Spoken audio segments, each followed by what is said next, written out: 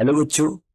Let's see the question. The question says that if the sets A and B are defined as A is equals to xy such that y is equals to 1 upon x and x is not equals to 0 and x belongs to R, B is xy such that y is equals to minus x belongs to R, then first option is A intersection B is equals to A. Second option is A intersection B is equals to B. Third option is A intersection B is equals to phi. And fourth option is A union B is equals to A.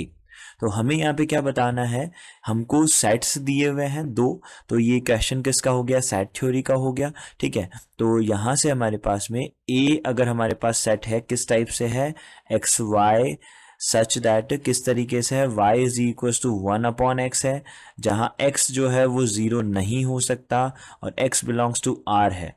तो देखो x belongs to r है, x किससे आ रहे हैं, अवयव जो x के elements हैं वो किससे आ रहे हैं, r से आ रहे हैं, यानी कि रियल नंबर से आ रहे हैं।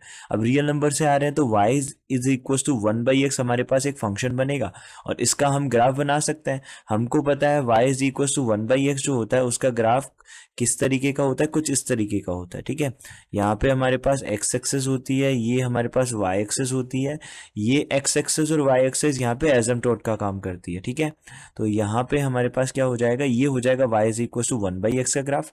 ठीक है, तो ये आ गया हमारे पास y is equal to 1/x का ग्राफ। अब जो b है वो हमारे पास एक दूसरा सेट है x, y, किस प्रकार से है, x, y such that y is equal to minus x where x belongs to r। तो अब यहां से हम देख सकते हैं कि ये जो दूसरा हमारे पास में ग्राफ बनेगा, जो दूसरा ग्राफ है वो कौन सा बनेगा, y is equal to minus x का ग्राफ बनेगा। अब हमको पता है y is equal to x का ग्राफ कौन सा होता है, एक्स एक्स के साथ। ठीक है, वो एक्स एक्सिस के साथ क्या करता है, 45 डिग्री का एंगल बनाता है। और ये वाला जो है ये क्या बनेगा, ये वाला जो ग्राफ है वो कुछ इस तरीके से होगा। ठीक है, ये -1 इसकी क्या होगी, स्लोप होगी। ठीक है, तो y is equal to minus x का ग्राफ ये होगा। तो ये एक दूसरे को कभी कट नहीं करेंगे। अब ये एक दूसरे को, ये दोनों अगर ये दोनों के दोनों ग्राफ एक दूसरे को कभी कट नहीं कर रहे तो इसका मतलब क्या हो जाएगा कि इसमें इन दोनों में कोई भी कॉमन पॉइंट नहीं है। अब दोनों में कोई भी कॉमन पॉइंट नहीं है तो ये पहला विकल्प भी गलत हो गया, दूसरा विकल्प भी गलत हो गया। ठीक है, और हमको देखना है अब कौन सा सही विकल्प है। अब तो देखो दोनों का अगर हम यूनियन करते हैं तो यूनियन करने पे ए तो आ नहीं सकता, बिकॉज ऐसा तो है नहीं। ए कब आता, जब ए जो है, ठीक है, ये क्या हो जाता, सुपर सेट हो जाता किसका, बी का।